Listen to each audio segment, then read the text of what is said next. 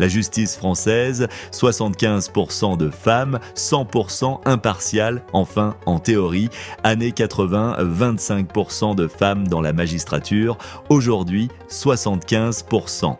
Si la tendance continue, en l'an 2050, il ne restera plus qu'un juge homme en France, mais promis, il sera sensible. Ah mais attention, ne voyez aucun impact sociologique dans cette mutation express. Non, la justice reste parfaitement neutre, pas du tout influencée par un certain syndicat qui colle des affiches électorales dans les salles d'audience, ni par des petits arrangements entre amis en haut lieu. Le syndicat de la magistrature, le club privé où l'indépendance judiciaire a pris des vacances prolongées. Alors ça, c'est une pépite. Un syndicat de juges qui appelle à voter pour un parti politique. Imaginez la réaction si les policiers faisaient pareil. Monsieur, aujourd'hui, je vous mets une amende, mais rassurez-vous, c'est une contravention progressiste.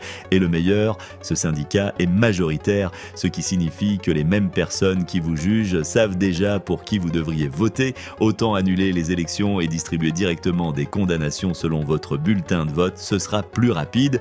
Une justice vraiment impartiale. Oh, quelle idée! Bien sûr, certains esprits chagrins s'inquiètent. 75% de femmes dans la magistrature, un syndicat ultra engagé, une politisation assumée. Mais non, voyons, il n'y a aucun risque de justice orientée. C'est une coïncidence, comme le fait que certains condamnés ne voient jamais la prison pendant que d'autres y entrent pour un excès de klaxon lors d'une manifestation. Une pure coïncidence, on vous dit, vers une justice progressiste à sens unique. Bientôt dans les tribunaux, monsieur, vous êtes accusé de vol, mais vous êtes dans la bonne case sociologique. Félicitations, vous repartez avec un chèque.